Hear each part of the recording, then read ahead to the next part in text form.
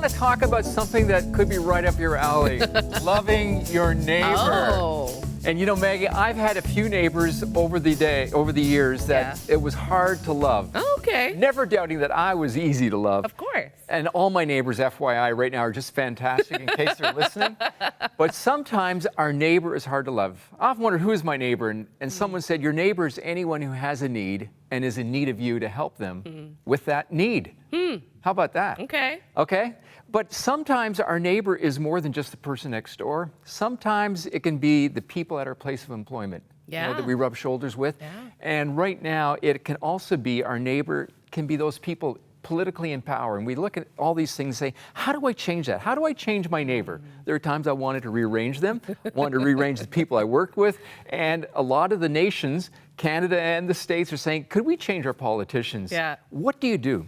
And God gives us an insight. He says that wherever I place you, you can be a person of influence. And we can change, have opportunity to change that situation for the better.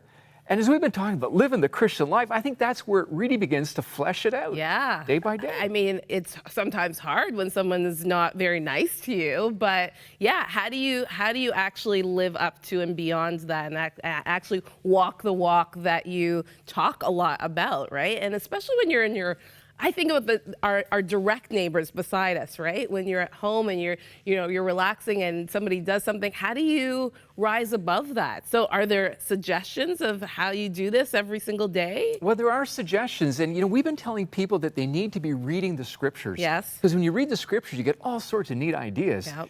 And the Bible is filled with stories of people who found themselves in situations that they just didn't want to be in. And, one of those examples would be Daniel in the Old Testament. The guy, his three buddies went into the fiery furnace. We've all heard that story. Yeah. Well, Daniel is there he's a captive in the country of Babylon. And he chooses to be a neighbor. And by being a neighbor, it's in the context that he spoke up and said what he needed to say, even risking his own life. But what an influence he made.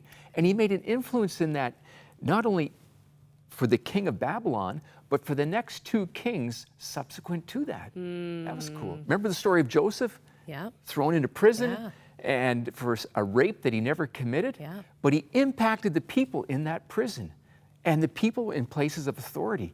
He made a difference. You ever think about that? Yeah, and again, very hard and these are men that we all look up to and think, could I ever do that? Could I ever enter into a fiery furnace and know that God is with me? Could I ever go into prison when I haven't been guilty of doing something? But again, I think this is what I love about the Bible is that it's challenging. Every single day you are challenged to live better and do more, and it's not going to be comfortable and it's not going to be easy.